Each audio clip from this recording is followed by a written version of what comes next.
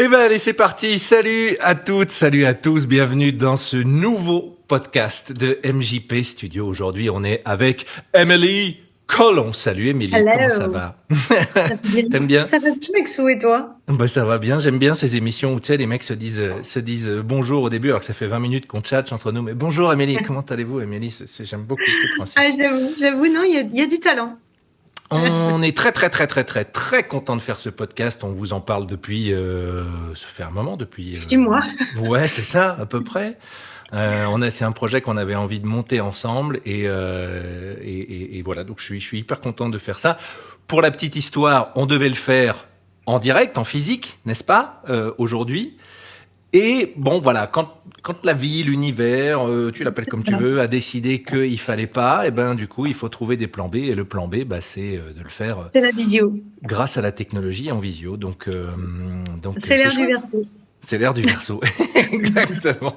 On en parlera dans une prochaine émission parce que C'est ça. sinon on fait des émissions qui durent 4 heures, mais effectivement, ouais, voilà. Alors, de quoi allons-nous parler aujourd'hui? Petite parenthèse avant qu'on démarre. MJP Studio qui est disponible sur toutes les plateformes de podcast, Apple Podcast, Spotify, Amazon Podcast, sur YouTube également. On est présent et dispo sur tous les réseaux sociaux aussi, Instagram, LinkedIn, Facebook, YouTube. Voilà, vous pouvez nous retrouver un petit peu partout. N'hésitez pas à aller vous abonner, à aller liker, à aller partager ce que vous aimez. N'hésitez pas à partager même ce que vous n'aimez pas, parce qu'il n'y a pas de raison qu'il n'y ait que vous qui subissiez ça. Donc n'hésitez pas. C'est vrai. Et puis ben voilà, ma foi, on peut commencer. Émilie, je suis super content qu'on fasse ça tous les deux. C'est cool. De ouf. Bah ouais, bon, ça fait tellement longtemps qu'on s'était dit. Ben ouais, c'est vrai. J'ai bien travaillé comme une bonne élève, j'ai toutes mes notes. Ouais, parce que pour réexpliquer, alors l'idée de ce projet-là, pour ceux qui ont vu le live Instagram qu'on avait fait au printemps 2022. Vous êtes au moins 5 à l'avoir vu. Alors. Vous êtes au moins 5 à l'avoir vu, ce qui n'est pas négligeable. Il y avait ma chérie, notre mère, quelques potes, quelques fidèles. Quelques potes. Mais des fois, ils se déconnectaient, ça, j'ai pas bien compris pourquoi. Bon. C'est ça, ils partaient, ils revenaient. Ça, c'est bizarre, hein, quand même. Mais en tout cas, voilà, ce live Instagram qu'on avait fait pour vous expliquer justement le concept de l'émission. Émilie, qui est à la base chanteuse, musicienne, et qui aujourd'hui est astrologue, et c'est précisément ce qui nous intéresse ici. C'est ça. Quoi, tu fais pas une petite chanson? Tu peux. Si tu veux, en vrai, tu peux. Je n'ai pas dormi, ma fille fait ses dents, alors je vais éviter de chanter. Tu penses que maman aussi. Tous les parents compatissent. Ah, voilà. Et le concept de cette émission, qui est donc de mettre à profit les talents et les connaissances de la frangine, c'est une petite idée qu'on a eue ensemble il y a quelques mois, où en gros, l'idée est de prendre une personnalité de préférence connue, parce qu'il faut que ça parle quand même au plus grand nombre. L'idée, c'est pas de prendre la voisine, mais de prendre donc une personnalité, une célébrité, un homme, une femme politique, chanteur, chanteuse, enfin peu importe. Et donc là, c'est ce qui s'est passé.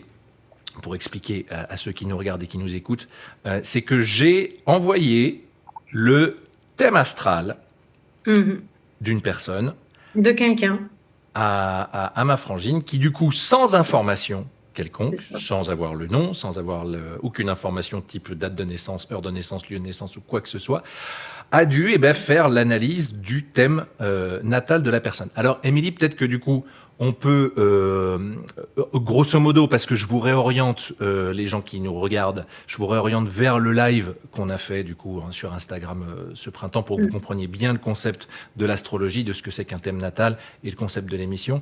Mais peut-être en 2 mots, brièvement, on peut rappeler ce que c'est l'astrologie, puisque certaines personnes ne connaissent pas forcément, et puis le principe du thème natal qui nous intéresse là pour cette émission. Donc si tu veux bien réexpliquer ça. Eh bien, tout à fait. Alors, déjà pour commencer, l'astrologie, c'est quand même une science qui a plus de 5000 ans pour l'astrologie indienne, 3000 ans pour l'astrologie humaniste. C'est des études du ciel, des constellations, des astéroïdes. Et puis, c'est surtout une langue cosmique, je dirais, disponible à tous et à toutes. Et il suffit juste de l'apprendre ou pas. Ça peut nous plaire ou pas. C'est comme la langue espagnole que tu décides d'apprendre parce que tu la trouves jolie. Bah là, il y a une langue cosmique puisqu'on considère vraiment l'astrologie comme un tout organique, hein. Après tout, il y a la Terre, mais il y a tout ce cosmos. Qu'est-ce qu'on en fait? Est-ce qu'il y a des interactions avec nous? Oui, ça a été prouvé scientifiquement, hein. Donc, voilà, c'est une langue que moi j'ai apprise pendant 3 ans, même si ça fait des années que j'adore l'astrologie, que je m'y suis plongée. Ouais. J'ai vraiment étudié ça dans une école pendant 3 ans. Et plus j'apprends, plus je me dis que c'est vraiment incroyable de vérité, de justesse. C'est vraiment très, très précis. Il y a beaucoup d'informations. Et donc après, on part sur l'étude du thème astral. Et le thème astral, en fait, c'est une photo du ciel au moment de la naissance. Donc d'où l'important d'avoir bien son heure de naissance précise, parce que ça va donner l'ascendant. Et puis alors après, on étudie, on voit un petit peu les grandes lignes, les informations que le ciel a décidé de nous donner à ce moment-là précis. Alors, on peut rester absolument sur une analyse, on va dire, humaniste, donc les grandes lignes de la personnalité. Généralement, les gens, ils apprennent pas grand-chose, puisque concrètement, on apprend à se connaître avec le On se temps, hein. connaît, ouais, À part de faire ça à un bébé de 3 mois. c'est ça. Mais même déjà à 3 mois, hein, on sent des choses. Mais ce qui est fou, c'est surtout de voir que les traits de personnalité que une astrologue, par exemple, qui ne te connaît pas, arrive à faire ressortir, alors que c'est des choses qui, pour certaines, sont enfouies en toi depuis toujours, que toi tu sais, mais que la personne en face n'est pas censée savoir. Tout à fait. C'est pour ça que vraiment, quand on n'étudie que les planètes rapides, hein, on va dire, le Soleil n'est pas une planète, mais en tout cas, c'est quand même un luminaire principal. Ouais. Donc le Soleil, la Lune, Vénus, Mars, Mercure. Quand on étudie déjà que ces planètes rapides, ça donne des informations incroyables sur sa personnalité. Après, on peut aller plus loin en étudiant les planètes lentes, Saturne, Neptune, Jupiter, Pluton, Uranus. Ça va donner plus un côté générationnel aux choses, dans quelle génération on est né, et puis tout le bagage, on va dire, karmique que traîne Saturne, par exemple, qui est quand même la planète du temps, et qui du coup, effectivement, avec quoi on arrive, avec quelle structure on arrive. Et puis après, on peut encore aller plus loin, et ça, c'est vraiment plus l'astrologie indienne, avec les astéroïdes et toute l'astrologie, on va dire karmique, avec globalement cette question qui revient dans ces analyses, c'est qu'est-ce que je suis venue faire sur cette terre, quoi. Parce que savoir ma personnalité, c'est ça, savoir la personnalité, globalement, on le sait, on apprend à se connaître. Bon, voilà, puis surtout aujourd'hui où c'est de plus en plus facile d'aller dans un développement personnel, mais la question de fou, qu'est-ce que je suis venue apporter, qu'est-ce que je suis venue faire, et c'est vrai que l'astrologie peut donner des réponses sans dire que ça va être waouh, il faut que je fasse ça. Non, parce que tout le cheminement et tout le libre arbitre est quand même bien là. On a toujours le choix, mais ça peut donner des informations. Et moi, j'ai vu des personnes vraiment qui rentraient en résonance et qui se révélaient, quoi. Ça, c'est vraiment trop bien quand il y a des effets dans les yeux et qu'on sent que ça a touché quelque chose de profond, quoi. Mais c'est même assez fou. Ce qui est assez fou, c'est que du coup, ça fait des années qu'on en parle de l'astrologie, et il y a des choses. C'est pas que c'est inéluctable, parce que moi je crois aussi sincèrement au pouvoir de libre arbitre de la personne, mais il y a quand même un truc où à un moment donné, enfin moi je me souviendrai toujours au début du Covid, début du premier confinement, on était dans les 3 premiers jours du confinement, donc on était autour du 20 mars 2020, quoi. Et qu'on en avait parlé tous les deux, et qu'à un moment donné, tu me dis, non, là, ça va pas durer 15 jours comme tout le monde nous l'annonce, ça va durer minimum 2 mois, et on devrait pas être déconfiné avant au moins la première quinzaine de mai. On a été. Oui, moi je crois que j'avais dit le 13 mai ou le 11 mai. Exactement. Parce qu'il y avait Saturne qui passait en rétrogradation, et Saturne représentant les gouvernements, le fait qu'il rétrograde, c'est-à-dire qu'il fasse un petit moonwalk, ça voulait dire qu'il y avait du relâchement dans le côté restrictif de Saturne. Et je crois que j'avais annoncé le 13 mai sortie de confinement, et je crois que c'était le 11. On était autour du 11. Je ne sais plus, mais en tout cas on n'était pas loin, quoi. Non, mais tout à fait. Et ça a été comme ça ces 3 dernières années. C'est-à-dire qu'à chaque fois qu'il y avait une situation de tension ou machin, j'appelais ma frangine et je lui disais, ça va se passer comment? Il y en a pour combien de temps, machin? Et de manière générale, ça se confirme à chaque fois. Et de la même manière que début 2020, tu m'avais dit, là, à mon avis, on en a bien jusqu'à début 2022 à être... Ouais, c'est ça, exactement. Ouais. Là, je dirais dans la situation actuelle, puisque Saturne est repassé carré à Uranus, donc rebelote restriction. D'ailleurs, il y a des restrictions énergétiques. Et ça va nous emmener jusqu'en mars 2023, je dirais. Ouais, c'est ça. Okay. En plus, Pluton va rentrer en Verseau, donc jusqu'à mars 2023, je crois qu'on est encore dans une espèce de préparation. Certainement quelque chose de plus beau, mais pour l'instant, c'est pas évident. Ça va le faire, faut rester confiant, ça va le faire. Puis mars 2023, ça va, c'est moins long. Parce que moi, début 2020, quand tu m'avais dit tout ça, je me disais, ouf, putain, ça veut dire qu'il y en a encore pour 2 ans, au moins. Finalement, on a survécu. On a survécu, l'être humain, c'est s'adapter, donc on a survécu. Génial, alors... du coup, on va peut-être pouvoir rentrer dans le vif des sujets. Donc, je mettrai le thème, justement, de la personne, le thème que je t'ai envoyé, le thème de fou, exactement. Donc voilà, vous le voyez en ce moment certainement apparaître sur l'écran. Donc comme vous pouvez le voir, ça c'est sensiblement ce que je vous affiche à l'écran en ce moment, c'est sensiblement ce que j'ai envoyé à ma sœur. C'est-à-dire vraiment, il y a que les aspects du thème natal, il y a pas d'informations. Alors, je vois venir les gens qui me disent « Ouais, mais qu'est-ce qui me prouve que gnani, que gnanou, que vous en avez pas parlé avant, que vous avez pas décidé ensemble ou que tu lui as pas dit après ?» Oui, effectivement, pour être honnête, je n'ai aucun moyen de vous prouver que ma sœur ne sait pas de qui on parle. Je n'ai pas les moyens de vous le prouver. Donc, à votre bon cœur, messieurs, dames, de nous faire confiance. Voilà, je peux pas mieux vous dire que ça. Je vous jure sur la tête de qui vous voulez que effectivement on joue le jeu à 300%. Je vous jure, madame. Oui, bien. En plus, c'est vachement plus intéressant de faire sans savoir qui c'est parce que du coup, ça laisse une neutralité que je pense que quand je vais apprendre, je vais faire « Ah, mais oui, c'était ça !» Et en fait, moi, je préfère 1000 fois ne pas savoir. Moi, je suis pas du tout influencée et je laisse juste les petites planètes parler et c'est vachement plus intéressant. En tout cas, si ça peut vous rassurer, moi, je trouve ça vachement plus sympa. Et justement, quand je t'ai proposé, quand je t'ai envoyé ce thème-là, j'avais mis sur Instagram du coup le thème en question et j'avais demandé aux gens, à votre avis, de qui s'agit-il? Certains et certaines ont trouvé. Je leur ai pas forcément dit qu'ils avaient trouvé d'ailleurs, mais certains et certaines ont trouvé. Donc vous le saurez à la fin de cette émission. Alors moi j'ai mes idées. Après j'ai plusieurs idées, mais c'est un thème assez puissant. On verra ça à la fin. Ça promet d'être funky en tout cas. Alors. Ma foi, en fait, je crois que c'est à toi. Vous avez donc, encore une fois, je vous remets le thème à l'écran qui est ici. Je vais vous le mettre régulièrement pendant qu'Émilie explique pour que vous puissiez aussi comprendre de quoi on parle. C'est à toi. Explique-nous un peu qui est cette personne que tu m'as décrite quand même comme assez folle, j'ai l'impression. Un peu taré, ouais. Un peu taré. Alors moi, quand j'ouvre un thème, alors moi, en fait, c'est toujours cadeau de Noël, parce que je dis waouh, tout ça.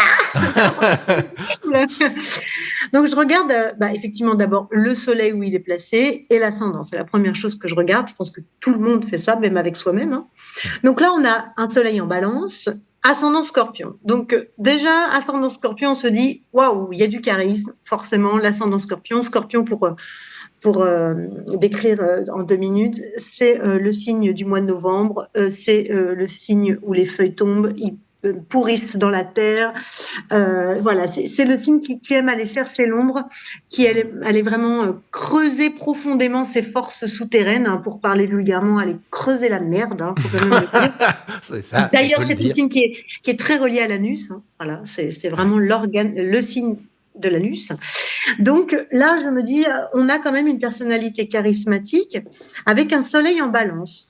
Et donc là, un soleil en Balance, tout de suite, je me dis, là, il y a un désir d'harmonie, il y a un désir de justice sociale, Il y a, alors, le soleil en balance, ça peut être plein de choses. Ça peut être un artiste, ça peut être un homme de loi, ça peut être un politique, souvent, ça peut être un avocat, ça peut être un danseur, ça peut être un peintre. Enfin voilà, on a vraiment le côté, n'oublions pas que la balance, elle est régie par la planète Vénus.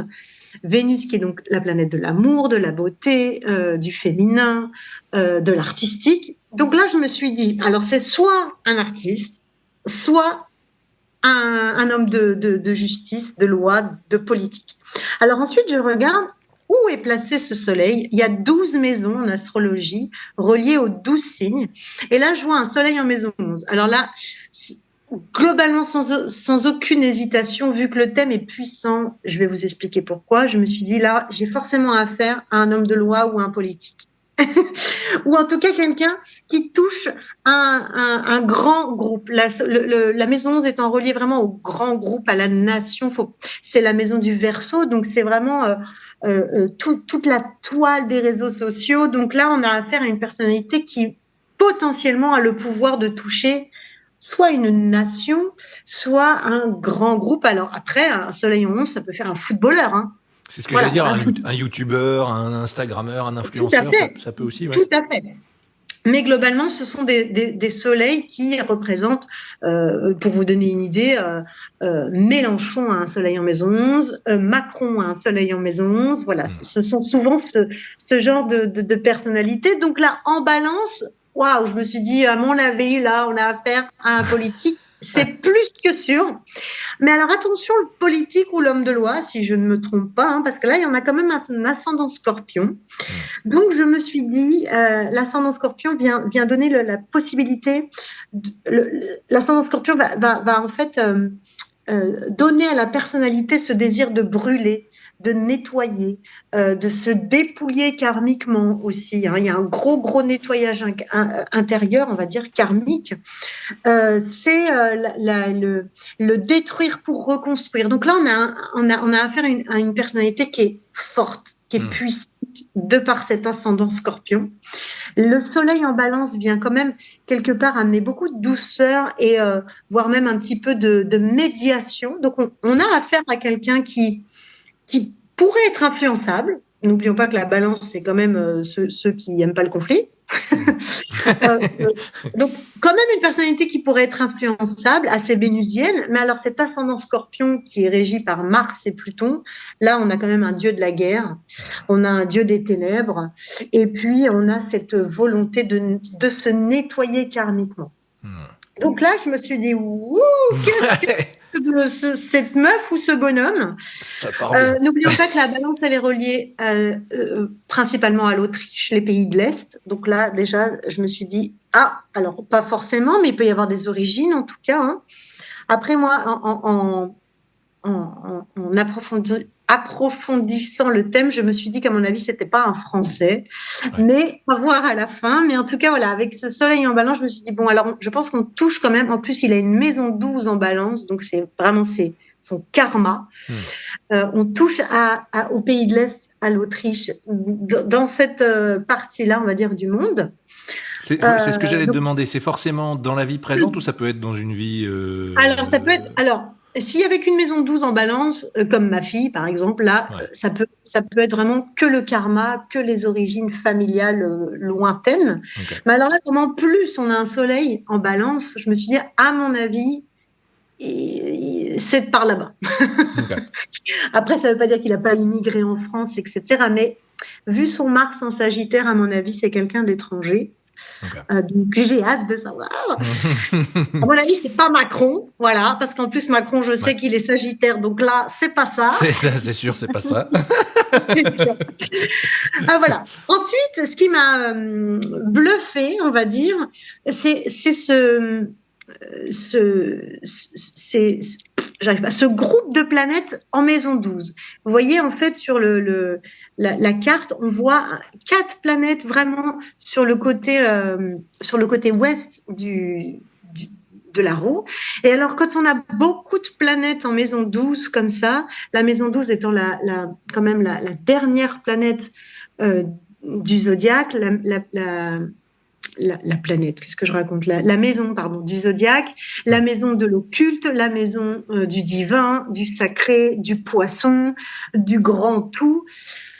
Là, je me suis dit, le Soleil, Saturne, Neptune, Mercure en maison 12, on a quand même un personnage très occulte. Ah ouais. Alors, très occulte, ça peut être fin psychologue, ça peut être espion, ça peut être policier, inspecteur, ça peut être vraiment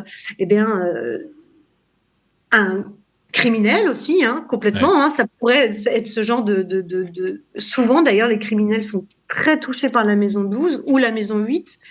Mais là, en tout cas, je me suis dit, il y a quand même un personnage occulte qui aime et qui manie magnifiquement bien le secret. Voilà, c'est première chose, une des premières choses que j'ai notées.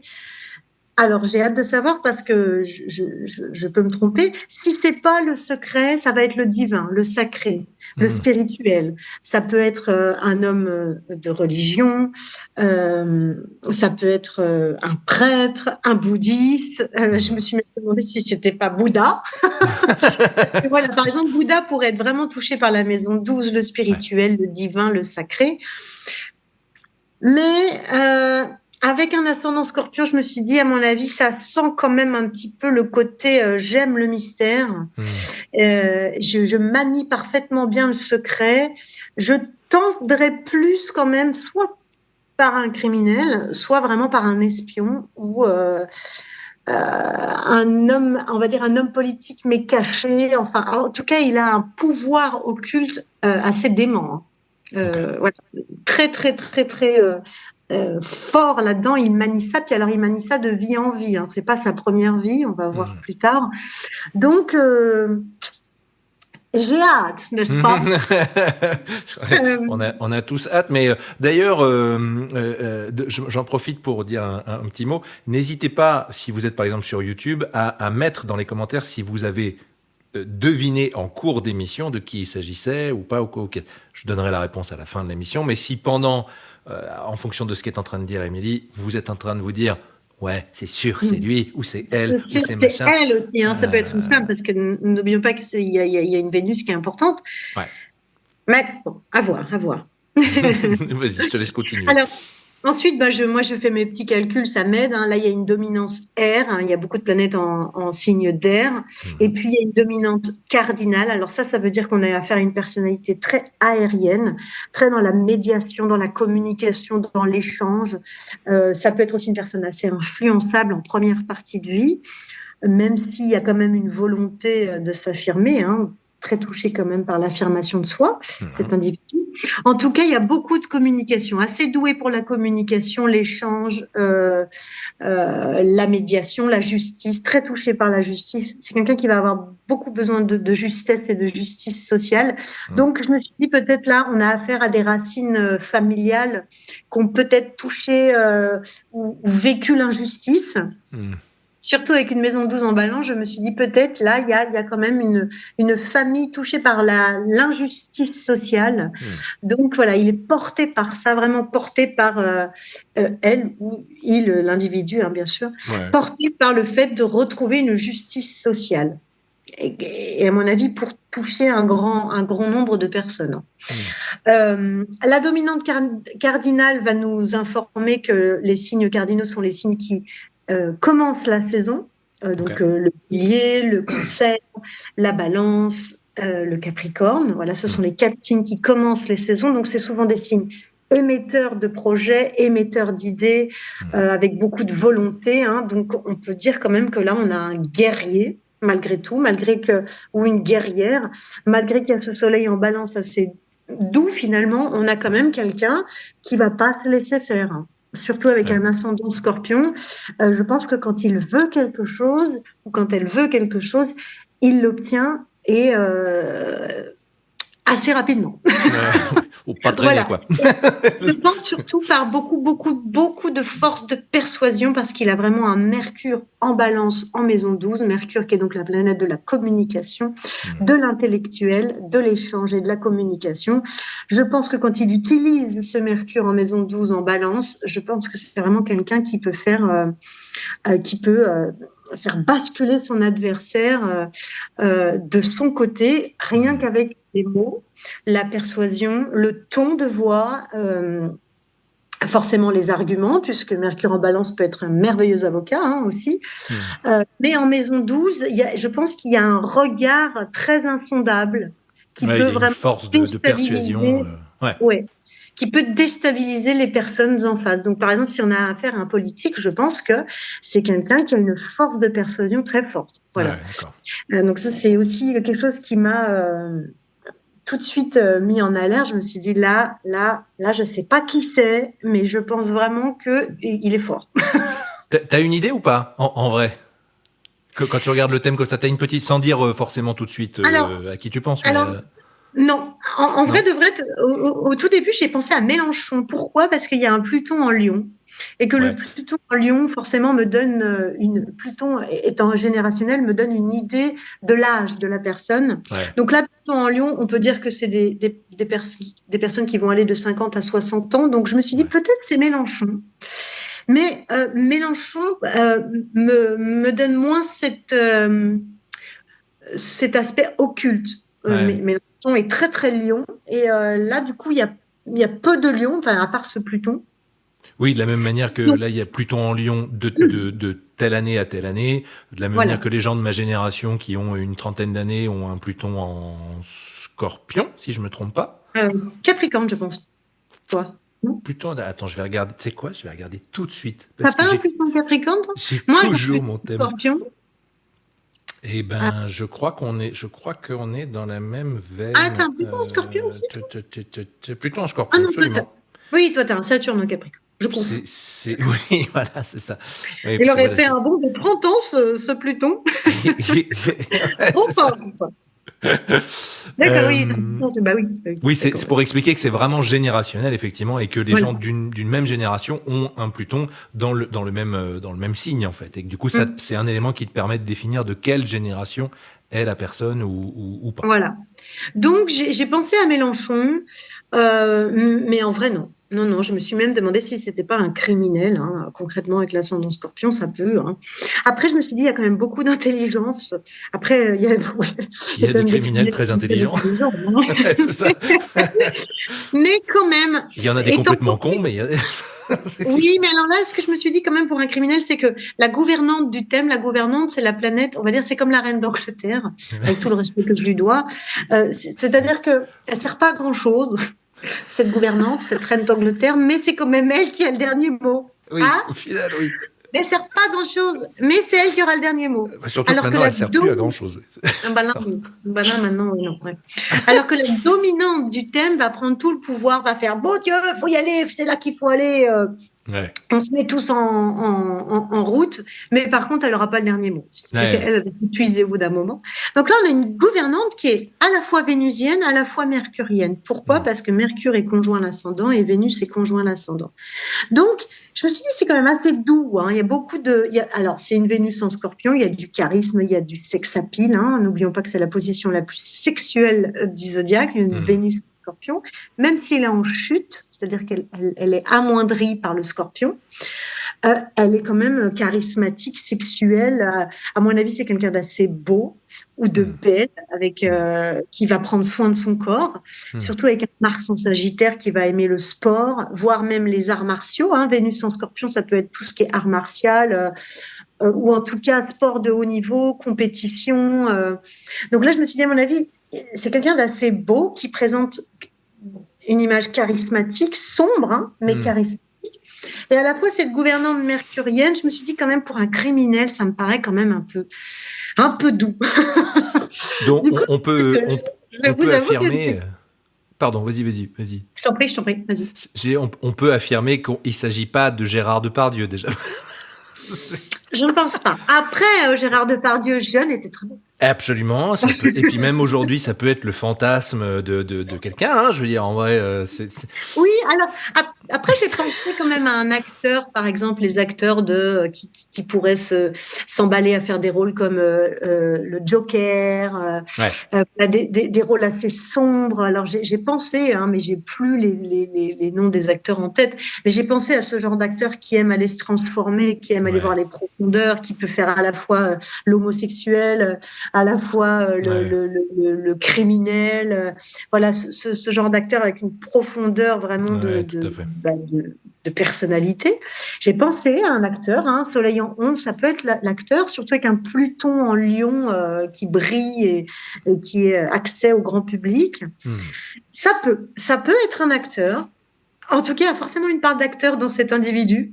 Je ne sais pas Tu- à quel niveau. Il y a forcément une part de comédie. Ouais. Tu peux savoir, en regardant le thème d'une personne, sans savoir de qui il s'agit, si c'est Mhm. plutôt un homme, une femme. C'est possible ça ou c'est Non. compliqué? Ouais, ok. Non, parce que là, il y a un soleil en balance régi par Vénus. Alors, je pourrais dire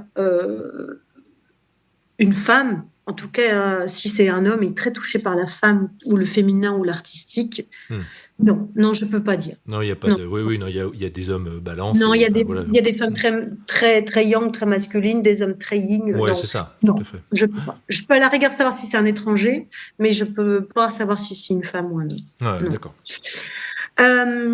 Qu'est-ce qu'on peut remarquer d'autre? Alors, c'est un soleil conjoint Saturne, donc très touché par le père, l'autorité, Hmm. euh, les structures, les gouvernements aussi. C'est là où, encore une fois, je me suis dit, il y a quand même quelque chose de l'ordre du politique, peut-être, plus que de. Ou alors, c'est un acteur très engagé. J'ai même pensé à Tom Cruise. Hein. Ouais, Ça peut ouais. être un acteur très engagé, ou DiCaprio, Georges Tom Clooney Cruise. d'ailleurs. Hein. Ouais. Parce que n'oublions pas que les soleils en maison, c'est aussi tous ces aspects humanitaires. Hein. Ça peut être, je donne de l'argent pour les associations humanitaires, Hmm. etc. Donc ça peut être un acteur qui a donné sa fortune pour les pays sous-développés, tout à fait, ça pourrait être ça. Mais la conjointe Saturne, je me suis dit, il y a le politique qui revient, il y a aussi l'image du père, l'image du patriarcat aussi Ouais. assez forte. Un soleil conjoint Saturne, c'est un soleil assez austère quand même, hein, même si c'est un soleil en balance. Du coup, ça Hmm. fait une forme d'austérité, ça donne une forme de froideur à l'individu. Donc, c'est quelqu'un de pas commode, Eh bien, même tu as s'il est trouvé, il malin. s'agit du chanteur Carlos. Le truc complètement. Le mec a Ah passé merde, sa vie avec des il chemises va être hawaïennes. heureux, hein. Donc là, voilà, rebelote avec ce côté politique, mais par contre très touché par le père, très Ouais. touché, à mon avis, il y a quelque chose d'assez karmique avec ce papa chez lui. Hein. Saturne en 12, n'oublions pas que c'est les pires Saturnes. Saturne en 12, c'est vraiment des personnalités qui s'enferment et qui sont assez enfermantes. Hein. Hmm. Ça peut être soit des prisonniers. Alors après, j'ai pensé aussi à des prisonniers, des prisonniers, hein, Ouais. parce qu'avec un Saturne en 12, ça peut être quelqu'un qui s'est fait enfermer. N'oublions pas que Saturne peut représenter l'enfermement et en 12, l'enfermement à vie, quoi. Ouais. Donc, c'est des personnalités assez enfermées et enfermantes, austères. C'est pour ça que j'ai pensé à la prison. Et c'est des karmas assez lourds à liquider là dans cette vie-ci. Donc je me suis dit, putain, mais bon sang, mais qui c'est? Il est très touché par le divin, la spiritualité. C'est quelqu'un de très croyant, peut-être s'il est croyant, Ouais. ou en tout cas Ok. très connecté au monde invisible, avec, je pense, une forme d'intuition très forte avec ce Neptune en maison 12, une forme de folie même. Hein. Neptune en 12 peut représenter Ah la ouais. folie. Donc, peut y avoir une forme de folie un peu chez cet individu. Euh, en plus, ce que j'ai noté, c'est que ce Soleil, ce Saturne, ce Neptune et ce Mercure, ça, c'est tout carré Uranus. Et Uranus étant la planète de la révolution, je me suis dit, là, on a un révolutionnaire Hmm. fort. Qui veut faire péter vraiment, on va dire, les anciennes structures. Alors j'ai pensé du coup à un extrême gauche. C'est pour ça que j'ai pensé à Mélenchon. Mélenchon, ce serait Ouais, complètement un un caractère populiste, quoi. révolutionnaire. Ouais. En plus, c'est un Uranus qui est en cancer. Le cancer représentant le pays natal, certes tout le monde émotionnel, mais je me suis dit, alors là, il y a quelqu'un qui est très touché par sa patrie et qui pourrait développer ses forces occultes pour défendre sa patrie. On a un révolutionnaire, là, je pense, et puis je pense que c'est de karma en karma, de vie en vie, hein. C'est pas d'aujourd'hui. Hein. Et quand on a vraiment 4 planètes carré Uranus, c'est des caractères violents, hein, impulsifs, brutals, imprévisibles. Donc là, je me suis dit, c'est un individu méfiant, quoi. Il y a une forme de méfiance quand même. Il y a une forme de brutalité. Ouais, tu me disais, même quand je t'ai envoyé le thème, tu me débriefais un peu et tu me parlais même un peu de psychopathie. Enfin, tu vois, un peu le mec un peu dangereux. Il peut y avoir une forme de folie, ouais, de folie avec ce Neptune en 12 carré Uranus, mais alors de folie imprévisible. Hein. Ouais. C'est-à-dire que faut pas le chauffer. Je reste quand même. Faut pas la chauffer. Donc je me suis dit, waouh, quel personnage puissant, parce que il y a un côté uranien, quoi. Il y a un côté, si j'ai envie de faire péter, je fais péter. Un peu que ce soit quelqu'un de puissant. Alors là, jusqu'où ça peut nous mener, je sais pas. Mais ça part d'une intention, ça part toujours d'une bonne intention. Hein, ça part de l'intention de protéger sa patrie. Uranus en Cancer, c'est la protection de la Lune, de sa patrie, de son peuple.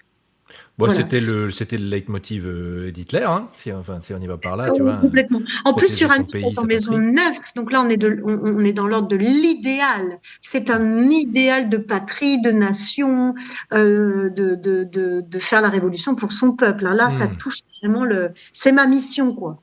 Surtout avec un soleil en 11, il y a quelque chose d'assez missionnaire chez ce personnage. Je suis là pour finir ma mission, quoi. Ouais. Voilà. Donc donc je me suis dit tout ça, c'est sûr. Il y a une lune en Gémeaux en maison 8. Alors là, je me suis dit, il y a eu la lune représentant le monde émotionnel, mais aussi la maman. Lune en Gémeaux, il y a quelqu'un de très intelligent et qui manie les forces occultes très intelligemment, puisque la lune est en maison 8, la maison du Scorpion. Donc là, je me suis dit, soit il a eu une maman vraiment très intelligente qui l'a poussé vraiment à s'éduquer, à lire, à écrire. Là, je pense qu'il y a une forte image de la mère. Alors, si c'est pas la mère, c'est la grand-mère. Et si c'est pas la grand-mère, une lune en Gémeaux peut toucher un environnement beaucoup plus large, même jusqu'à, on va dire, c'est par exemple, ça pourrait représenter une maîtresse d'école, une lune en Gémeaux. Ah oui, d'accord. Une maîtresse d'école qui pousse l'élève, on va dire, à devenir très intelligent. En tout cas, là, on sent qu'il y a eu une intelligence qui a été poussée par une image féminine. Ok. Donc à voir de qui il s'agit. Pardon, je te coupe encore. Ça peut être symboliquement parce que tu dis l'image féminine, la nation, la patrie étant symboliquement une image féminine. Ça peut être ça aussi, ou c'est vraiment une personnalité physique? Non, je dirais la lune représentant quand même tout le monde émotionnel et surtout les 2 premières années et toute la petite enfance. Non, je pense que c'est une figure féminine qui l'a vraiment amené à s'éduquer, à se cultiver, voilà, et vraiment à pousser ce personnage au top du top de son intelligence. Mais une intelligence quand même toujours occulte. Hein. Là, on a quand même une lune en maison 8, donc on a une intelligence qui est faite pour psychanalyser. Pour moi, c'est un fin psychologue. Je me suis même demandé si c'était pas Freud. Ah ouais. Ben oui, ce serait complètement le genre de thème freudien. En tout cas, voilà, il y a quelqu'un d'intelligent, vraiment. Il y a une intelligence forte, occulte mais forte. Hein. Donc lui, il agit ou elle agit dans le secret, dans le mystère et dans l'occulte. Hein. Donc, magnifique. Ensuite, qu'est-ce que je peux vous dire d'autre? Mercure, j'ai dit Saturne, alors Vénus, je vous en ai parlé. Mars, on va passer à Mars, magnifique ce Mars, dieu de la guerre. C'est lui qui m'a dit, à mon avis, c'est un étranger. Pourquoi? Parce qu'on a un Mars en Sagittaire, le Sagittaire représentant l'étranger. Là, je me suis dit, à mon avis, cette personnalité, elle n'est pas d'ici, elle n'est pas française. Généralement, Mars en Sagittaire, soit on a des origines étrangères, soit on est étranger, tout simplement, quoi. Mais comment tu peux savoir ça? Parce que, par définition, si c'est une personne étrangère, Mhm. elle est étrangère pour nous qui sommes français, mais Mhm. il ou elle, Mhm. dans son pays d'origine, n'est pas étranger ou étrangère. Alors, Comment pourquoi? tu vois Parce ce que que je veux le dire? Sagittaire, le Sagittaire est relié à certains pays. Ok. Donc, le Portugal, par exemple, est régi au signe du Sagittaire. En fait, chaque signe a son pays, hein. Le Bélier, ça va être l'Allemagne. Le Scorpion, ça va être tout ce qui est d'ordre des Juifs, très touché par Ok. les Juifs aussi. Ok. Le Lion, c'est très français, hein, Ok. le Richard, cœur de lion. Ouais. Le Voilà. coq. La Balance, c'est l'Autriche, les pays de l'Est. Ok. Euh, alors, généralement, Mars, qui est quand même une planète rapide, en Sagittaire, il y aurait eu un Mars en Lion, j'aurais dit c'est peut-être quelqu'un de français. Mais Ouais. Mars en Sagittaire, je pense que c'est quelqu'un d'étranger, effectivement, pour moi qui suis française, tout Ouais, à fait. ouais, ouais. Mais qui est touché quand même par un pays qui n'est pas la France. Ok, ouais, d'accord. Je comprends. Voilà. Après, il y a quand même un Pluton en Lion. En plus, ce Mars fait des très beaux aspects à ce Pluton. Là, on a un guerrier des ténèbres, hein. On a affaire à une guerrière des ténèbres qui aime aller profondément détruire pour reconstruire ce qui ne lui plaît pas, hein. Mars trigone à Pluton. Je me suis même demandé si c'était pas un roi, quoi. Ah ouais. Là, il y a cette forme de. Puis en plus, ouais, il y a un karma royal, hein, comme toi d'ailleurs. On va le voir après. Là, oui, je me suis demandé, peut-être c'est. Non, j'ai pas eu de nom comme ça qui me viennent, mais je me suis demandé si c'était pas un roi, mais un roi des ténèbres, hein, quand Hmm. même. Donc, Un voilà roi pas drôle. comment tu dis? Un roi pas drôle. C'est Oui, pas alors un marrant. après, non, mais alors là, j'en rajoute un petit peu parce que c'est vrai, il y a tellement de planètes en maison 12 que ça m'a fait vraiment tout de suite, waouh, on a un personnage occulte. Mais en fait, euh, les meilleurs psychologues ou les meilleurs thérapeutes sont souvent très touchés par Pluton. Oui. Donc, en fait, ça peut se retrouver même dans des thèmes de thérapeutes très gentils. Ouais, ouais, c'est pas forcément des Mais qui, psychopathes. par contre, peuvent bien travailler là où il faut, quoi. Si vous êtes thérapeute ou psychologue, ou voilà, ne vous inquiétez pas, vous n'êtes pas Voilà, forcément des gros tarés. C'est pas voilà, obligé. non, non, non, Peut-être un non, pas, peu, mais bah, non, mais pas vraiment, voilà. Euh, Donc, qu'est-ce que j'ai noté sur le Mars en Sagittaire qui est quand même en maison 2, hein? Là, on a quand même une combativité sans excès. Il y a une énergie physique supérieure. Il y a un esprit de compétition. Il y a le goût de l'exploit et du record. Il y a aussi, je pense, une activité sportive forte. Le Mars en Sagittaire, il aime l'aventure, il aime faire du sport, donc il aime entretenir son corps. En maison 2, ça va être quelqu'un qui accroît ses gains au fur et à mesure, hein. C'est ok, quelqu'un qui va aimer accumuler et qui va se battre pour ses gains, pour ses finances. Donc, je me suis dit, potentiellement, c'est quelqu'un d'assez riche, hein, ok. aussi, qui a une certaine fortune, je pense. D'autant qu'il a un Jupiter qui représente aussi vraiment la fortune en taureau. Donc, j'acquiers des biens. Donc, je pense que c'est quelqu'un d'assez aisé aussi. Ouais.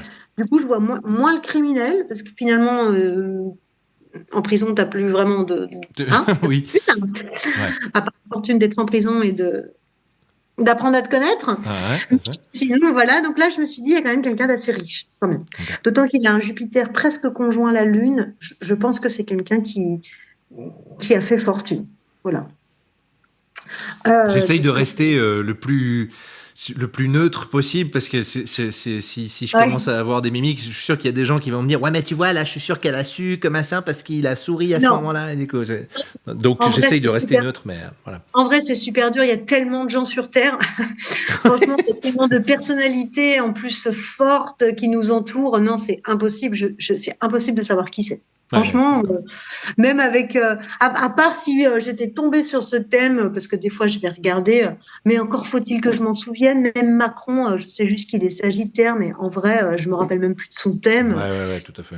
Voilà, ce serait vraiment, non, non, là je peux pas savoir qui c'est, mais Ouais. en tout cas, à mon avis, c'est quelqu'un d'assez fortuné, et avec du pouvoir entre les mains, quoi. Ok.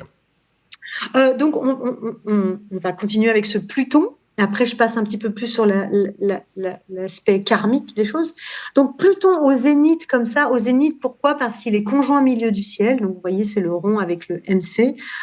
Pluton en Lion, là, on a une autorité, on a une fermeté, on a une prise de pouvoir. C'est même de la tyrannie, hein. On approche la tyrannie avec un Pluton en Lion, hein. Il y a des forces instinctives profondes, et puis des forces instinctives qui sont vraiment au service d'une position sociale, hein. Pourquoi? Parce que le milieu du ciel représentant la destinée sociale, on va dire l'ambition de carrière, avec un Pluton conjoint milieu du ciel, on a des forces puissantes au service de la carrière. Donc là, rebelote, je me suis dit, il y a un désir de pouvoir, un désir de puissance, quoi. Fort. Et après, un Pluton en Lion, ça peut être quelqu'un qui utilise ses forces instinctives pour dominer autrui. Ok. Alors, ça m'a remis dans waouh, on a quelqu'un qui est fort en persuasion. On a ce don. Du casque. Pas pété, non, c'est quelqu'un c'est rare, hein, des personnalités comme ça, avec une force comme ça de persuasion. Je pense que en vrai, si c'est un guerrier ou un soldat, je pense que personne ne lui résiste. Ouais. Voilà, ça fait vraiment. Il inquiète autrui, quoi. Pluton conjoint milieu du ciel, ça peut être j'exerce mon pouvoir occulte pour dominer, régenter le commun des mortels, quoi. Ouais. Là, on a une personnalité très puissante, très forte, très occulte. Qui se prend un peu pour un dieu ou une déesse ou... Alors oui, là, on a quelqu'un qui se prend pas pour de la merde, hein. Pluton en Lion, déjà de base, on voit bien que tous les Plutons en Lion, c'est quand même des gens qui se prennent pas pour de la merde, hein, Mélenchon. Mais en même temps, c'est pas forcément des gens de merde non plus, oui, hein, je veux dire. Oui, tout à fait. Ils ont suffisamment d'ego pour se dire, pour voilà. avancer leur Oui, truc. Il y a quand même beaucoup d'ego, puis il y a quand même une volonté d'écraser l'autre. Ah ouais. Bah oui, Pluton, Lion, c'est le roi de la jungle, hein. Donc, certes, c'est quelqu'un de très solaire, hein, ça peut être. C'est très ambigu puisque Pluton étant la force très ténébreuse et très souterraine, un Pluton en Lion, c'est malgré tout quelqu'un de très solaire, très important, je pense, dans son milieu social, et en même temps de très occulte. Donc, on a à la fois la nuit et le jour, quoi. Donc, on a cette espèce d'individu à la fois solaire, à la fois complètement occulte, mystère, mystique, mystérieux. Voilà. Ouais, mais Mélenchon est quand même une parfaite figure d'un Pluton en Lion, quoi. À savoir, certes, il est solaire, il a un pouvoir d'oration extrême, et en même temps, il y a quelque chose qui tourne. Quand on le regarde, on se dit, mais jusqu'où va-t-il aller? Très quoi de. Et il est quand même intense. C'est intense, quoi. Donc là, on a une forme de puissance solaire et occulte, quand même. Okay. Donc ça, c'est les traits de la personnalité. Okay. Hein. Donc quand même, ce qui ressort, c'est vraiment le personnage occulte, puissance instinctive profonde. C'est Uranus qui rajoute vraiment de l'intensité dans la patrie, le côté révolutionnaire de je prends soin de mon pays, de mon peuple, ma nation. Donc je pense que ça reste quand même quelqu'un de très révolutionnaire. Ce Mars en Sagittaire qui m'amène quand même à dire, et à mon avis, il est étranger, et il y a une force physique assez puissante. Beaucoup de charisme et ce désir de dépouillement, de liquidation des dettes aussi. Voilà, ça c'est la personnalité, on va dire. Et puis après, si on a du temps, on peut regarder un petit peu le karma, puis après, ce sera déjà. Où est-ce qu'on en est? Il nous reste, on en est à une 50aine de minutes d'émission. Bon, je pense que si on fait encore 10-15 minutes de karma, on sera bien. C'est pas mal. Partons sur le karma. J'aime. De toute façon, les gens qui sont encore là maintenant, on a passé ce que Franck Nicolas, qui est un autre podcasteur que j'écoute beaucoup, il dit à ce niveau-là, on a passé les touristes, c'est-à-dire ceux qui étaient là juste pour voir. C'est ça. Là, ceux qui sont avec nous. Ils sont à Donf. Donc, à mon avis, on peut y aller. Ok, alors pour regarder un petit peu, alors le karma, dit comme ça sonne très bouddhiste, hein, mais on va dire que c'est des ambiances de vie antérieure. Parce que en astrologie, moi j'aime bien dire que tout part de soi, c'est-à-dire que on est cette petite âme qui erre dans le ciel et ses lumières, et puis un de ces quatre, on se dit tiens, je m'incarnerais bien, alors je vais choisir tel papa, telle maman. Ah bon, ils vont me gaver, mais je vais quand même les choisir. Tel frangin, genre Maxou, quoi. Genre l'autre machin, Bon, là. c'est pas grave. Allez, d'accord, je vais le choisir. Tel milieu social, telle carrière. Donc, je choisis tel Mercure, tel Neptune, tel Saturne. Mais bon, bah, j'ai tout mon karma derrière moi, toutes mes ambiances de vie antérieure. Va bien falloir que je fasse ça verte. Donc, hop, je plonge. Mais je suis là quand même pour régler quelque chose. Cette fameuse question, qu'est-ce que je suis venue faire ici? Et ça, on le regarde vraiment avec toute cette astrologie karmique. Donc, la première chose que je regarde pour le karma, on va dire, c'est la maison 12. Elle nous renseigne beaucoup sur le passé, le karma, les secrets.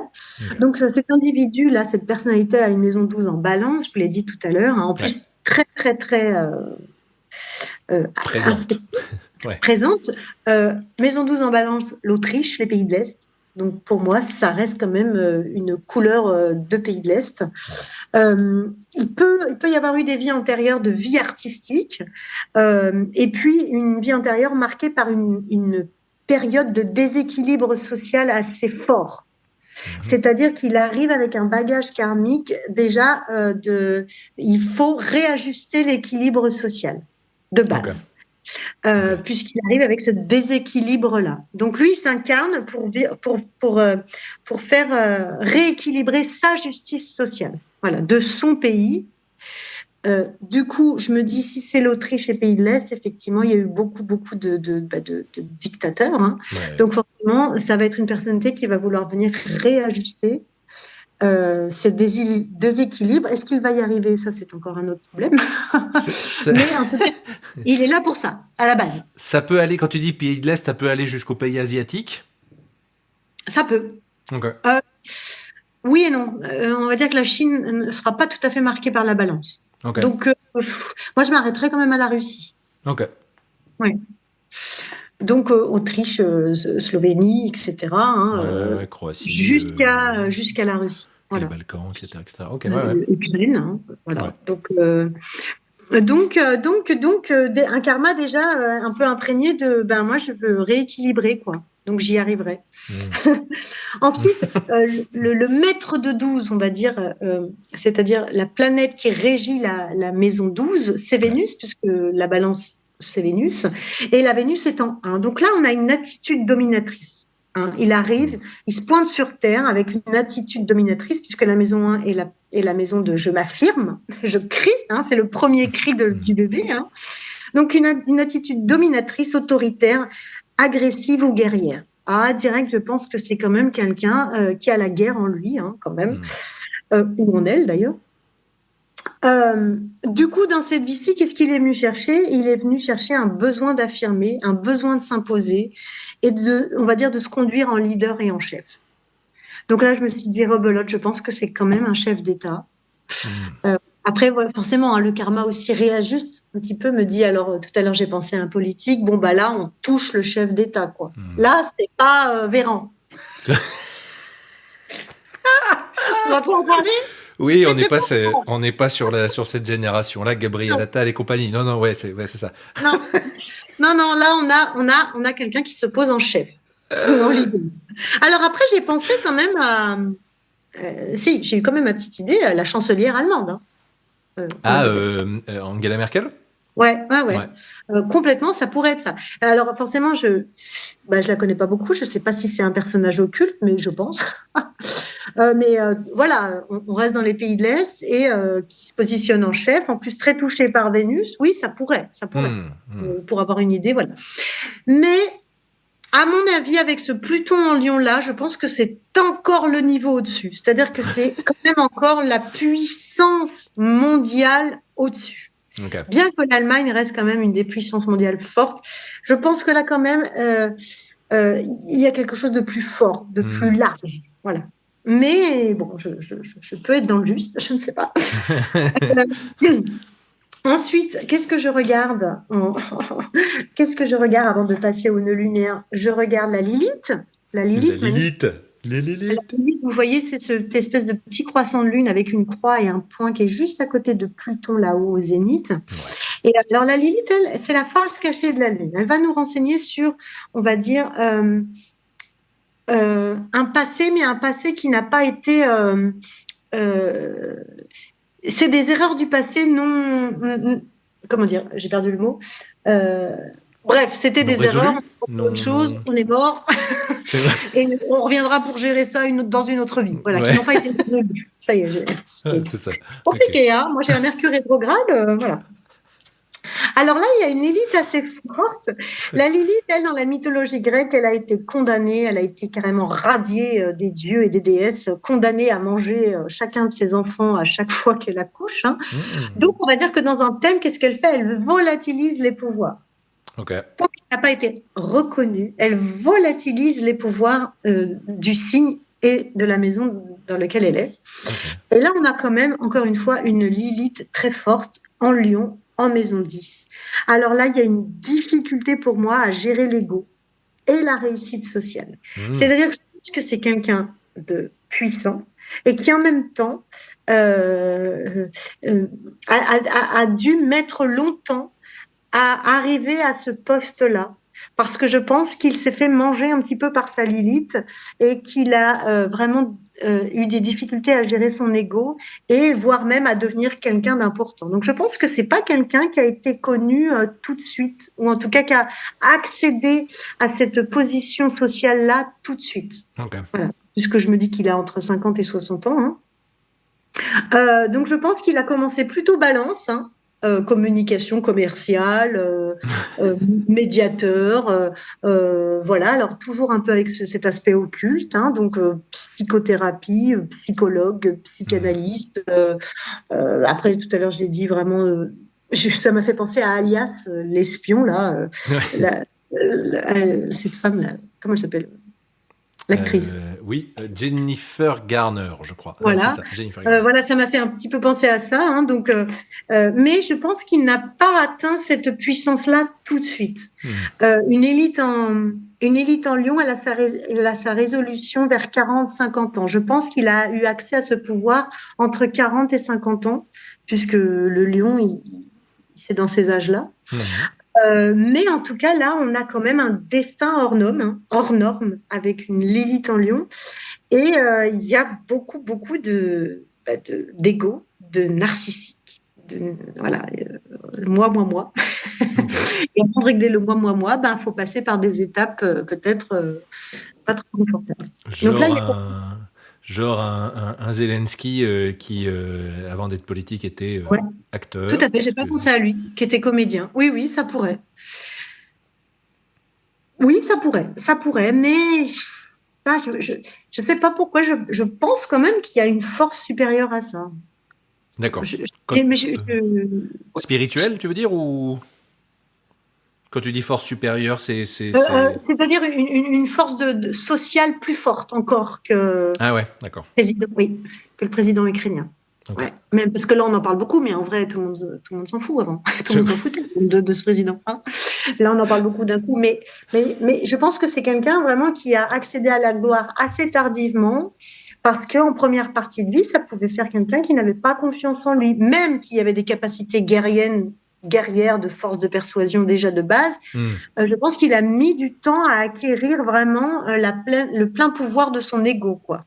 Okay. Donc pour moi, c'est quelqu'un qui a eu accès au pouvoir entre 40 et 50 ans et qui est en ce moment en train, je pense, de résoudre cette Lilith et peut-être d'exploser, hein, puisque Pluton en Lion étant dans les 50-60 ans, là, je pense qu'en ce moment, il est assez solaire.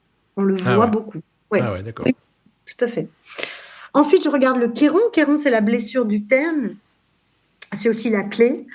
C'est la blessure avec 1000 pansements qui guérit jamais. Donc là, on a un Chéron en Capricorne.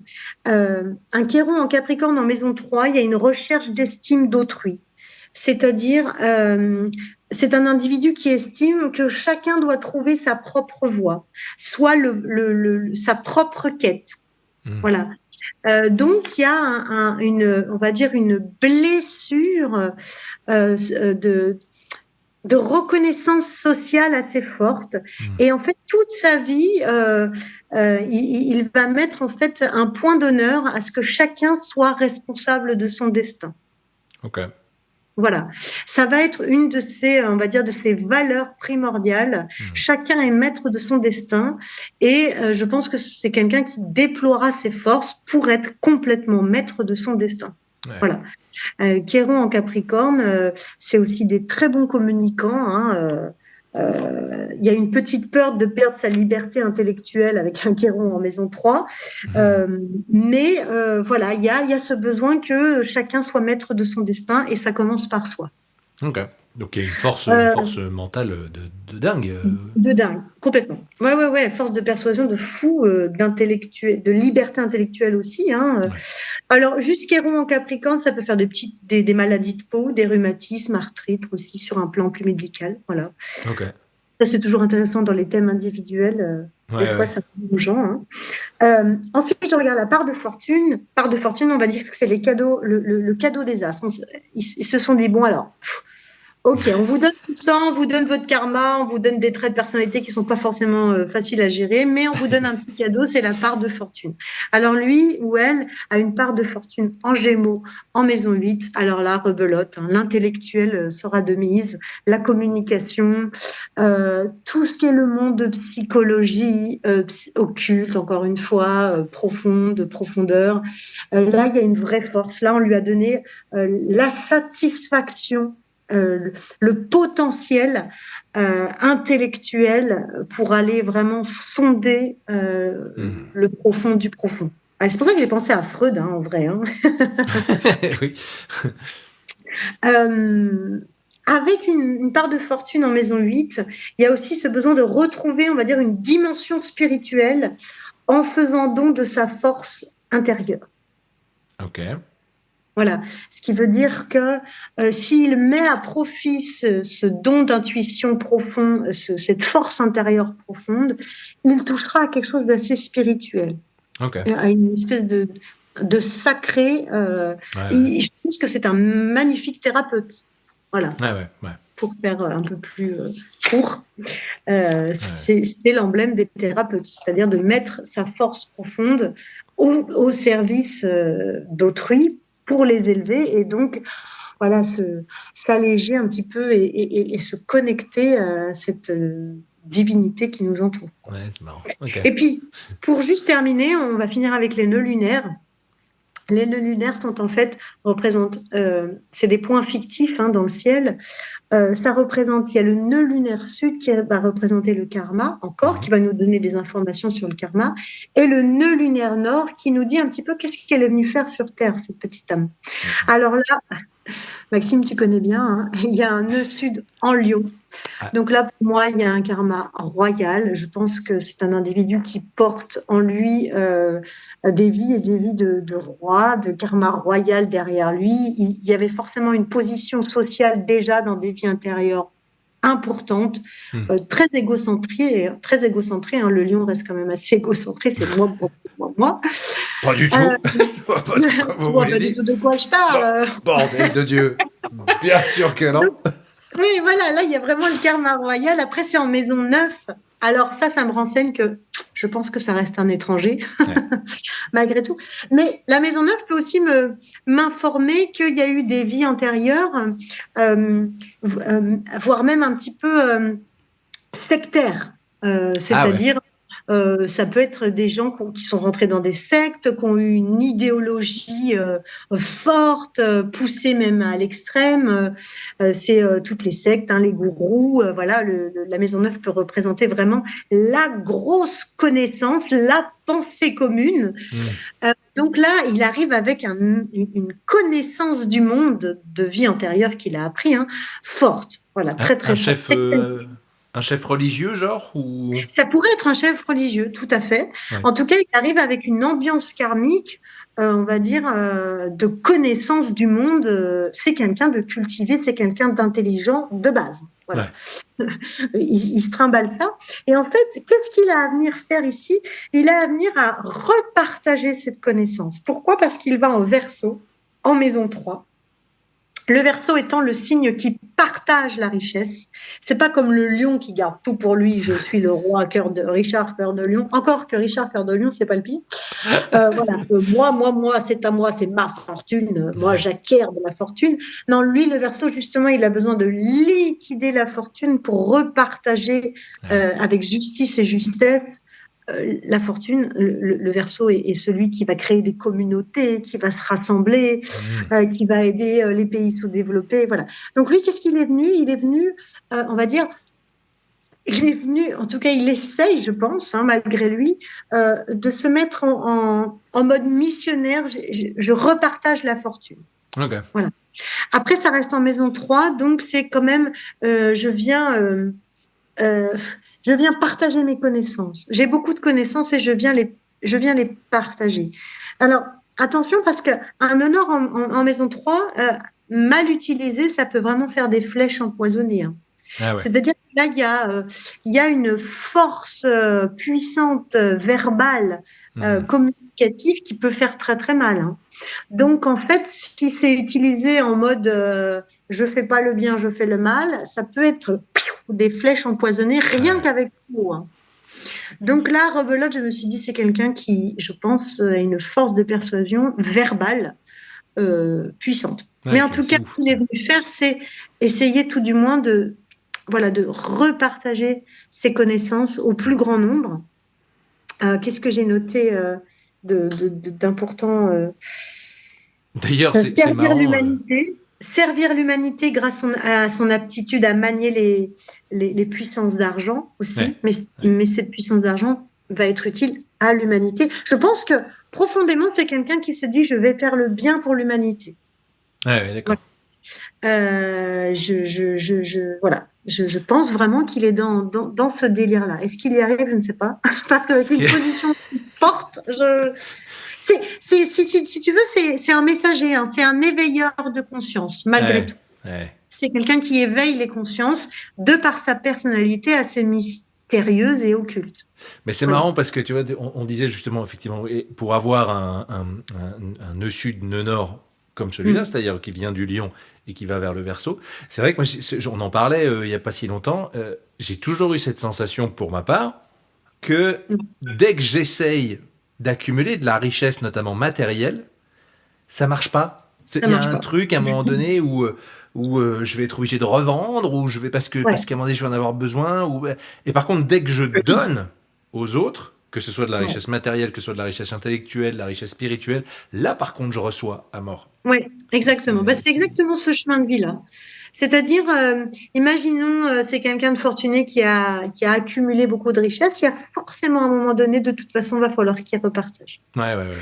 Donc, soit ce sera par la thérapie, soigner les autres, partager aux autres, mais c'est quand même des karmas d'éveilleurs, enfin un chemin de vie d'éveilleurs.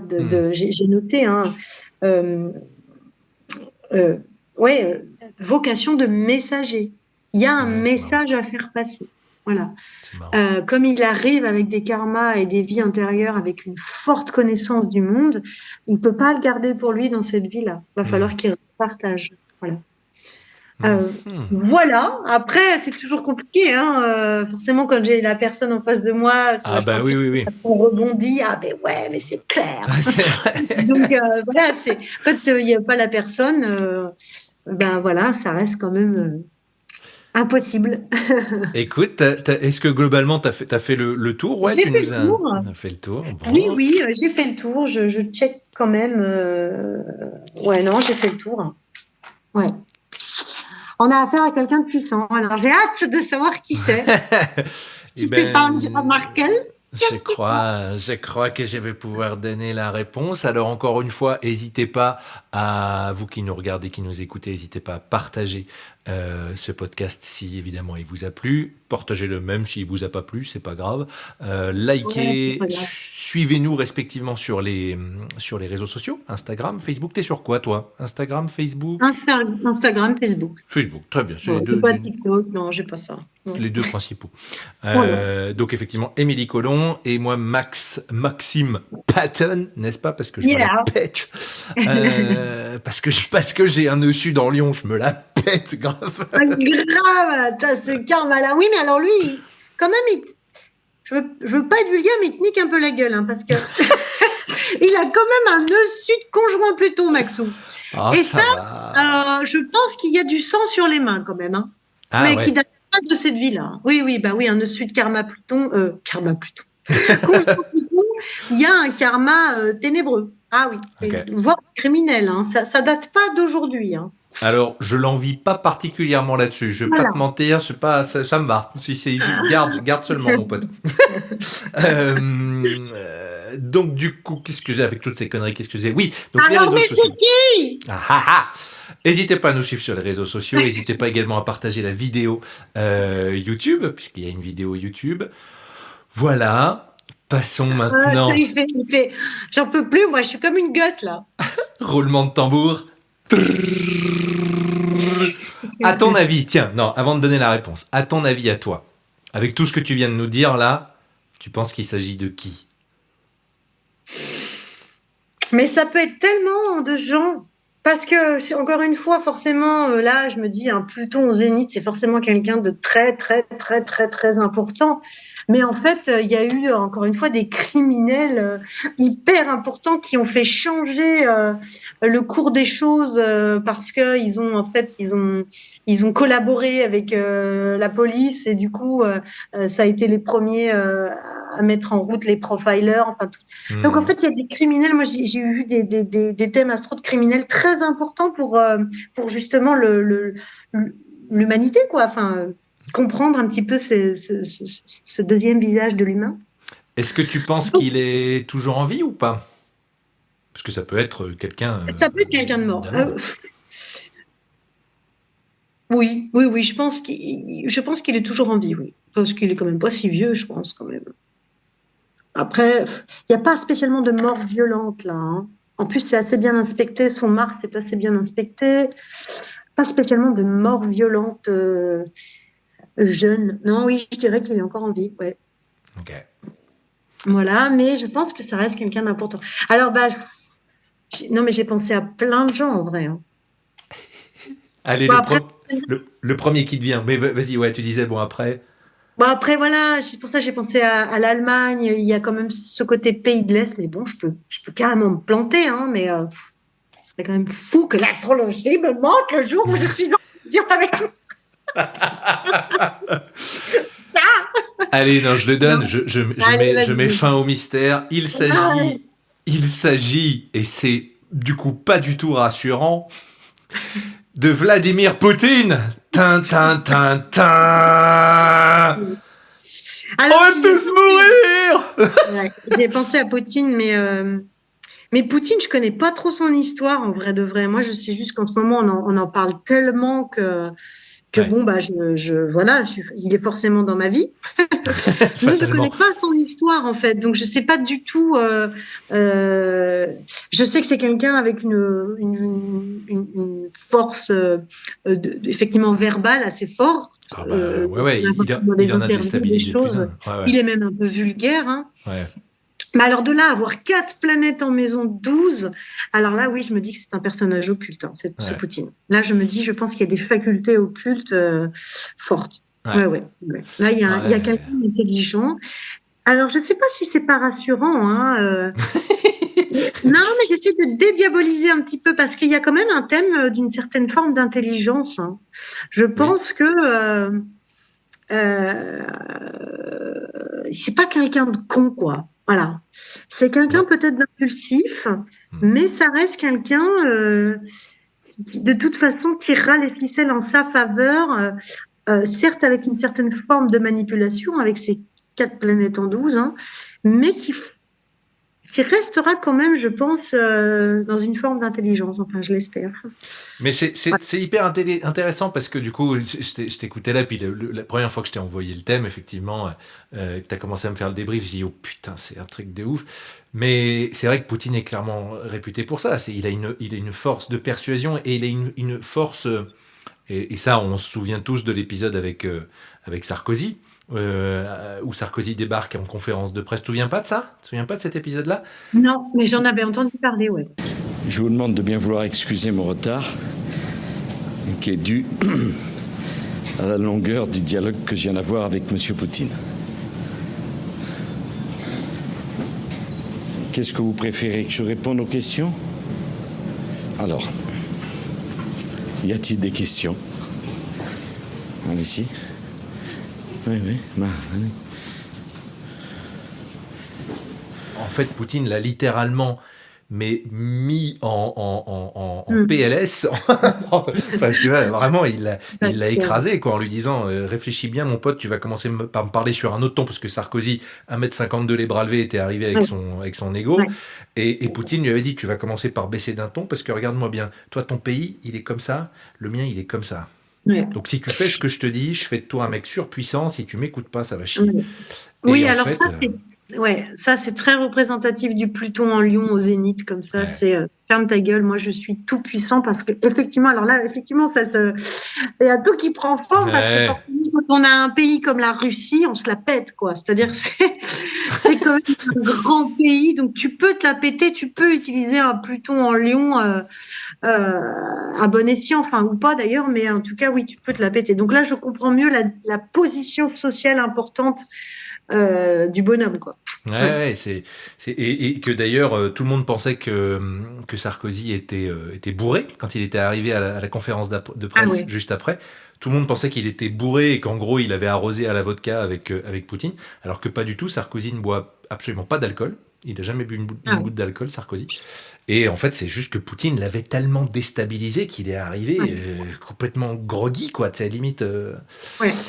Mais en plus, Poutine, c'est un ancien agent du KGB. KGB. Ah ouais, donc je ne sais pas si c'est validé ou pas, mais en tout cas, c'est quand même. J'ai pas l'info, moi, là, tout de suite, de savoir si effectivement on sait que ça a été un agent du KGB ou si c'est un mystère qui plane au-dessus de sa vie. Moi, je sais pas, honnêtement. Ah oui. Mais. Du coup, je crois que je vais aller regarder un documentaire sur Poutine. Parce que du coup. Parce que c'est pareil, de mon souvenir, Poutine, c'est quand même un enfant du peuple. Ben oui. Je suis pas sûre qu'il ait eu des parents très riches, on va dire. Donc c'est pour ça que cette lune en Gémeaux, je sais pas d'où elle sort. Je sais pas si c'est sa mère ou sa grand-mère, mais en tout cas, il y a quand même une figure maternelle qui l'a poussé à vraiment à se cultiver et à devenir très intelligent. Donc, de mon souvenir, j'ai pas souvenir qu'il avait une base familiale. Voilà. Je sais pas comment il a été éduqué, en fait, ce mec.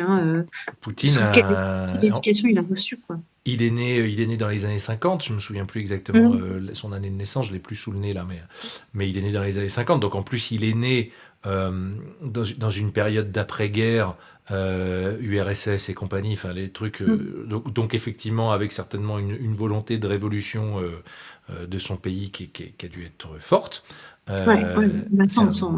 C'est un ancien militaire quand même. Enfin, du coup, effectivement, potentiellement KGB et l'armée, quoi. C'est drôle parce que tu disais il peut y avoir un gros attrait pour les sports de combat. Ah oui. Poutine étant, je crois que c'est le judo. Je crois qu'il pratique le judo. Ah oui, d'accord. Ou le karaté, je me souviens plus. Oui, exact. Ouais. Donc, complètement. Hein, les arts martiaux, ouais, carrément, ouais.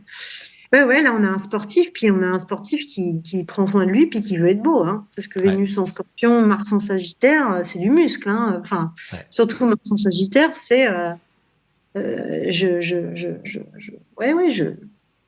suis beau et je suis sportif. Et avec cet attrait pour la spiritualité, de la même manière que... Mais ça, j'ai l'impression que c'est assez fréquent chez les chefs d'État, notamment slaves. On sait que Poutine a un maître spirituel. Dont la fille a été assassinée il n'y a pas très longtemps d'ailleurs, cette année-là. La fille du maître spirituel de Poutine a été assassinée cette année. Oui. Mais là, il y a une forte spiritualité. Hein. Je pense que... Il y a vraiment un intellectuel fascinant. C'est fascinant, hein, ce thème. Moi, ça m'a fasciné. Puis moi, j'adore quand il y a de la maison 12. Limite, je trouvais qu'il n'y avait pas assez de planètes rétrogrades. Je me disais, mais c'est un blaireau. Non, non. Mais, non, je me la pète parce que moi, j'en ai 6. Donc, 6 planètes rétrogrades, si tu veux, c'est quand même, la meuf, elle n'a pas fait que du bien. Voilà. Donc, après, je trouve que c'est tout des minots, là. La poitrine, moi, je m'en passe. Écoute-moi bien, Vladou. Écoute-moi. Moi, j'en ai 6. Alors, non, mais effectivement, bah là, oui, on a un personnage assez occulte, mais ça veut pas dire, ça veut pas dire quelque chose de l'ordre du mal. Hein. Attention, on est dans une force de persuasion et une forte intuition. Hein. Je pense qu'il marche beaucoup à l'intuition aussi. Et puis beaucoup par derrière aussi, hein, je pense. Donc du coup, est-ce qu'en regardant son thème comme ça, tu peux éventuellement définir, ou pas du tout, hein, c'est vraiment une question, est-ce que tu peux définir ce dont il aurait besoin pour mettre fin à la guerre en Ukraine, là, par exemple? Ce qui pourrait le motiver à dire, bon, allez, ouais, ce coup-ci, c'est bon, on arrête, ou est-ce que c'est un mec qui ira jusqu'au bout parce qu'il a décidé qu'il irait jusqu'au bout? Alors, le problème, c'est que comme il arrive avec ce karma de déséquilibre social, je pense que si il se sent bafoué ou avec une blessure d'injustice de c'est ma terre, c'est pas la tienne, non, je pense qu'il ira jusqu'au bout. Parce qu'il arrive avec cette blessure d'injustice sociale. Donc, s'il a décidé que c'était sa terre et qu'on l'a trop envahi, je pense que non, il ira au bout. Après, ça reste quand même quelqu'un qui négocie. Ça reste quand même quelqu'un de médiateur, donc qui aime communiquer. Donc aussi bien, ça reste quand même un soleil en balance, régi par Vénus. Donc ça reste. Il peut rester ouvert à la discussion, quoi. Mais... Ouais, il y a beaucoup de diplomatie quand même chez cet homme. On va dire que malgré tout, il est porté par un désir d'amour. Alors du coup, ça sonne un petit peu bizarre, mais il y a quand même un désir de faire le bien et de faire la beauté dans le monde. Alors forcément, là, je suis à côté de la plaque, mais c'est pas parce qu'il se fait embarqué par un Pluton fort, beaucoup de maison 12 et un ascendant Scorpion, que de base, il n'y a pas quand même une envie quand même d'aller toucher à quelque chose de plus harmonieux. Mais bien sûr. Donc, je pense que ça... Je pense qu'il irait jusqu'au bout, mais il y a quand même... ce soleil en balance qui pourrait entendre les choses. Mais de toute façon, il faudrait le prendre avec beaucoup de diplomatie. Oui, c'est ça, c'est pas le mec que tu brusques, quoi. Voilà. Oui, je pense que si tu t'attaques à lui en mode guerrier, c'est mort. Ça marche pas. Mais en fait, il faut être plus malin, finalement. Il faut être dans la beauté. Il faut être dans sa Vénus, en fait, finalement.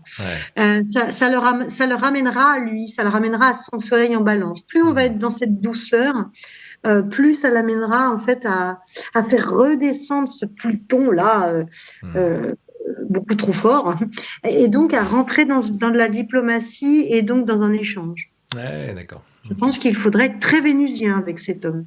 Alors qu'on a certainement envie de lui casser la gueule, c'est pas le problème. Mais justement, ici, il a choisi autant de planètes en balance, c'est que c'est son manque. Et son manque, ça va être la justice sociale, mais aussi l'harmonie, la beauté, la douceur, la diplomatie. Hein. Donc, oui, je pense qu'il faudrait le prendre avec douceur. Pour le faire redescendre dans un féminin. Ouais. Eh bien voilà, le mystère est résolu. Moi, je vais aller regarder un documentaire. Eh bien super. C'était bien cool de faire ça. Merci beaucoup. Merci la Billy, parce que moi j'appelle ma sœur la Billy. C'est la Billy, tu vois. C'est la Billy. Donc merci beaucoup. Merci à toi. C'était hyper intéressant. Moi, j'ai essayé de rester le plus neutre possible, mais à chaque fois que tu disais un truc, je disais putain, mais c'est évident. C'est évident que c'est lui, bordel. Ouais, c'est évident, mais maintenant que tu me le dis, je me dis bah oui. Mais en fait, quand tu le fais et que tu connais pas, non, c'est pas si simple. Non, mais clairement. C'est pas si simple. Ça peut être vraiment tout et n'importe qui. Enfin, c'est con à dire, mais voilà. En fait, tout le monde a son libre arbitre de choisir comment faire évoluer son thème aussi. Donc, non, c'était pas si simple quand même. Eh ben, un grand merci. N'hésitez pas, encore une fois, à liker cette vidéo, à liker ce podcast pour qu'il soit mieux référencé dans les vidéos YouTube ou dans les podcasts sur Apple Podcasts, etc., etc. N'hésitez pas encore une fois à nous suivre sur les réseaux sociaux. Il y en aura d'autres, des podcasts comme ça, des analyses, des thèmes mystères. Voilà. C'est ouais, j'adore, Max, tout. Hein. Mais trouve-moi un peu des planètes rétrogrades là. Ok. Okay. Bon. Ben alors là, celui-là, c'est moi qui l'ai choisi effectivement pour la première émission. La prochaine fois, c'est pas impossible que je trouve une manière de faire choisir le public, parce que c'était aussi l'idée de départ, c'est que le public sur les réseaux sociaux ou ailleurs puisse choisir. Les gens, alors évitez de nous mettre des trucs genre Olivier Giroud, tu vois. En ce moment, c'est la Coupe du Monde. Oui, ou on s'en fout un peu. Voilà, on s'en fout un peu. Quoique, ça peut toujours être intéressant. On sait pas. En vrai, on sait pas. Non, mais voilà, des trucs sympas, quoi, qui engagent un peu l'avenir du monde, comme là. Voilà, Maxime Colomb, Émilie Colomb, enfin voilà, des gens, quoi. Typiquement, des personnalités, quoi. Des têtes d'affiche. Dis-le même, quoi. Un grand merci à toi, la Billy, et puis un grand merci à vous qui nous avez écoutés, qui nous avez regardés. On espère sincèrement que ça vous a plu. J'espère que c'est pas trop long, hein, c'est difficile. Hein. Combien de temps on a fait ? Écoute, 1h25, mais ça va. Si ça intéresse les gens, ça va. C'est long. Mais bon, on fera mieux d'émission en émission. En vidéo. Exactement. À très bientôt, merci beaucoup. Salut, et prenez soin de vous. Ciao. Salut.